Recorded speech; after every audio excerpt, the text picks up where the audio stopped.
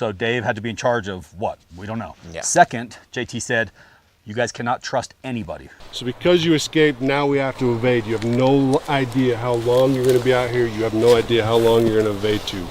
It's a safe assumption that everybody is the enemy. Understand? Mm-hmm. Everybody is the enemy.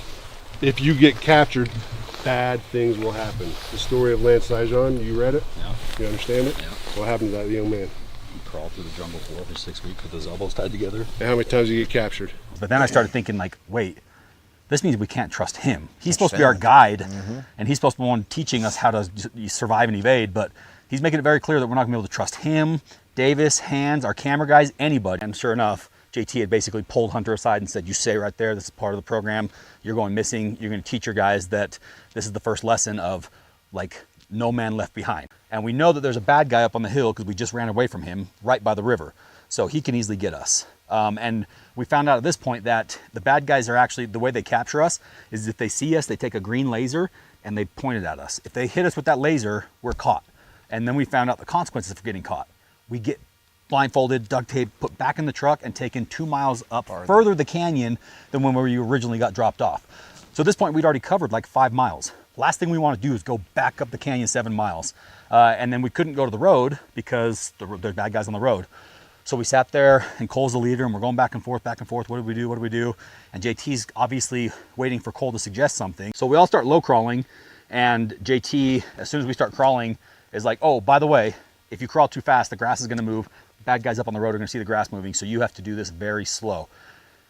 Oh, dude. So next thing you know, So slow. we are going at a snail's pace across this crawl.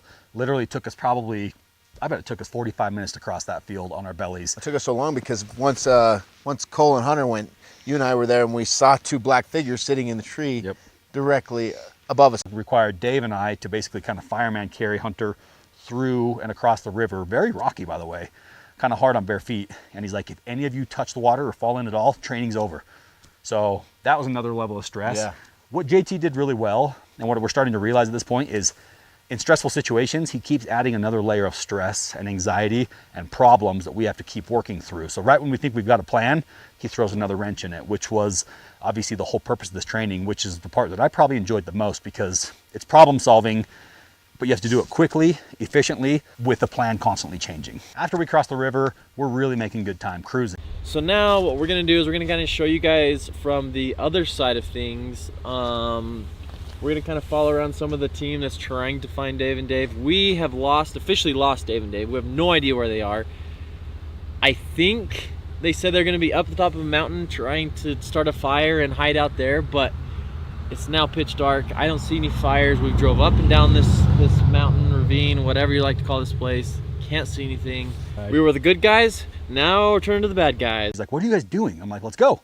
He's like, guys. It's 4:30 in the morning. He's like, our extraction point is only half a mile away and they're not gonna be there until 7. If we leave right now, we will get caught because they're still out searching for us. So my impatient ass has to sit there and feed the fire, talk to the guys. Everybody starts falling back asleep and I'm just like by myself. So I just start wandering through the woods, just like trying to entertain myself. Luckily, around 6:15, I finally was like able to like sit down and get maybe another 30 minutes worth of sleep, at which point around 6:45, everybody woke up, we broke apart camp, and we started making our way to the extraction point, which is when JT made Hunter the leader. What you know is you're being chased by a lot of guys and you got to find some refuge, and we did that, but it took a lot of coaching and a lot of leadership and teamwork and good stuff. Suspenseful moment, we had a spotlight on us, so if our captors were able to get a laser on us, then they had effectively caught us, and they had a spotlight on us on 2 occasions. I mean, it was right on us and we were just prone to the ground all the way. We thought hidden from them, but they didn't see us and we got lucky. That was pretty suspenseful. You know, honestly, the thought that's going through my head right now is gratitude that I have a roof over my head. And there are people in our armed forces that actually do this in real life. I was really proud to know Hunter. He did great. Do not be surprised if you see every single one of these men do amazing things in the future. And I say amazing, I'm talking world-changing, amazing things. Great team. They're a great group. They will. I just can't say enough great things. I can honestly say the bottom of my heart, I've developed a strong love, brotherly love for these men. They're fantastic human beings, and I'm just ecstatic to be part of their growth and their learning and their journey. JT is a badass Black Hawk pilot for the Utah Army National Guard. This guy has spent a lot of time deployed and a lot of time in combat flying a helicopter that's being shot at. So this is a program that, the reason we did this is because we have plans to develop this into a bigger program where guys like you watching this can come experience this, and we're going to make potentially a new series about this.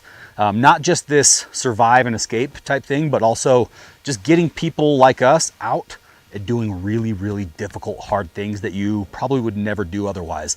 So guys, with that said, hopefully you enjoyed this. This was definitely a different vlog than what we normally do. You know, we weren't recovering anything.